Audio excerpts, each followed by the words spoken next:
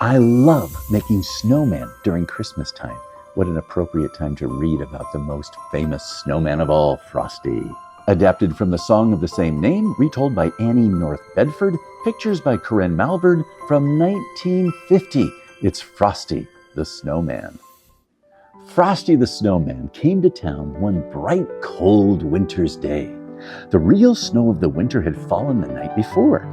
In the morning, out came the children, and they started to roll snowballs. Round and round the snowy yard they rolled the snowballs. Soon they had two fine big ones. Round and round the yard again, there was a little snowball just the right size for a snowman's head. Billy ran home and brought 2 bits of coal to use for the snowman's eyes. Sally gave him a button nose and a funny corncob pipe. Tommy brought floppy galoshes and a scarf for the snowman, and Joe brought him a pair of old red mittens to wear. "Now we need a hat," said Sally and Joe, so they all began to look around. Sally found an old cap, but it didn't look just right. Billy found a battered felt hat, but it still didn't seem right. Just then, down the street came the whistling wind, and it blew to their feet a shiny top hat. "Just what we need," cried Sally and Joe. "It's like magic," said Billy and Tommy. It was Tommy who picked up the shiny top hat and put it on the snowman's head. Zing! Tommy's hand sprang back with a shock. "It is magic," gasped Tommy. "So it is," said a voice, a deep, chuckly voice they had never heard before, and a pleasant sort of magic, if I do say so myself. "It's a snowman," whispered Sally, and so it was. "Frosty the Snowman at your service," said he. That's how Frosty the Snowman came alive. If you have never had a snowman for a friend, you can scarcely imagine all the fun those children had.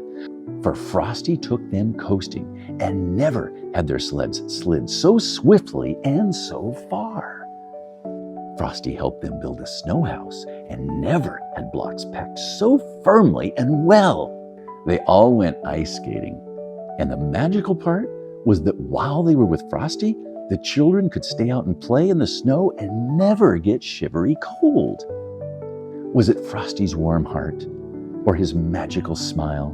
Whatever it was, they thought it was fine. Each morning when the children came out to play, Frosty had a wonderful plan all set. One morning he said, "Let's go shopping today. I've never seen a store, you know." So they all joined hands and away they skipped, off toward town where the shops stood in rows. It was fun showing Frosty around, for he thought every window was wonderful. All around the town they led Frosty that day, while the warm, wintry sun shone down. Soon they came to a corner, and around the corner came a warm, gusty wind. Off went Frosty's hat, and away went Frosty after it. Then, tweet! Sang the traffic cop's loud whistle, and the children could not follow Frosty because traffic streamed by, buses and trucks and family cars. Tweet! Went the traffic cop's whistle again. The crossing stood empty before them now, but there was not a sign of Frosty to be seen. Only down the street, his top hat rolled all by itself in the melting snow.